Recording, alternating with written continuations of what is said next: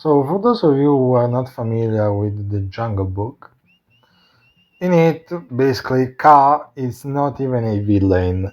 He's a ally to Mowgli alongside Baloo and Bagheera. And it is approximately 30 feet long. And he is a Burmese python. Now, this appearance is present in the book of the Jungle Book, the original Jungle Book movie, and also in the Soviet cartoon depicting a book accurate car. Now, I don't usually do this, but for the sake of, you know, comparison, let's just pick car like the one from the Jungle Book, the Soviet Jungle Book, and basically create clones of himself, so making more cars like this one, more Soviet cars, if you will.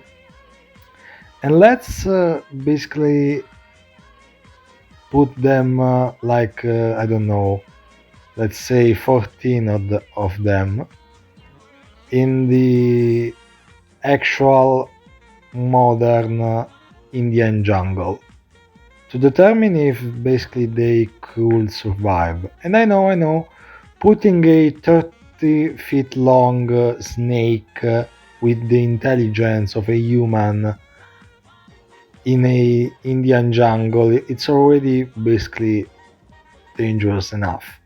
But cloning it, making not one of them but 14 of them, it is a bit too much. I know, I can understand that.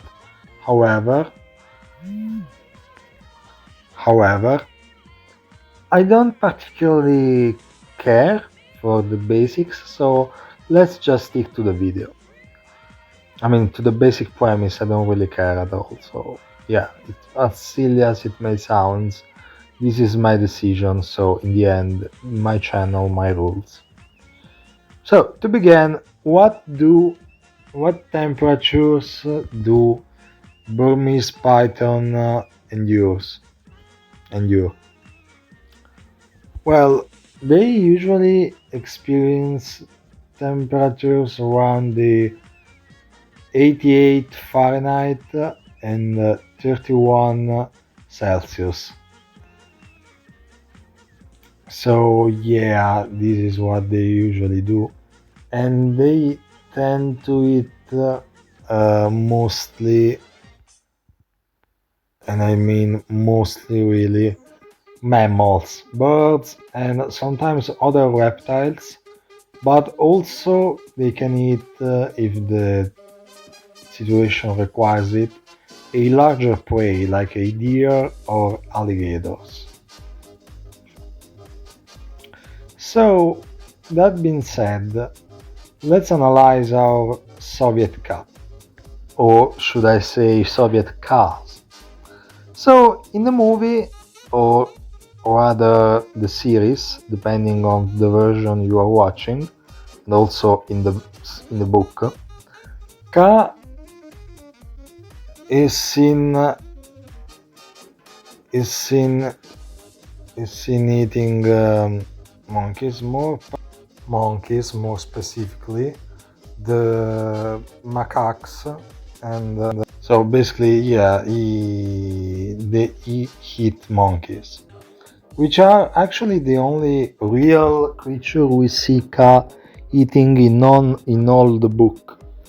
So yeah, we can say that he eat, if not all of them, most of them, and he kinda do scare slash hypnotize them with his incredible elastic and malleable body, which can assume and take every kind of shape he wants to.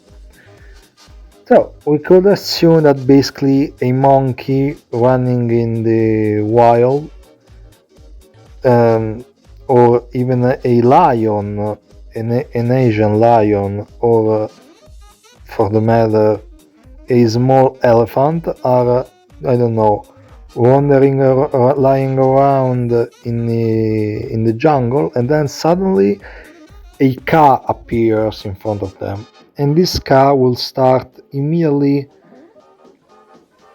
dancing and moving his body, mostly probably confusing the other animal, and then maybe kind of hypnotizing them, and then presumably eating them.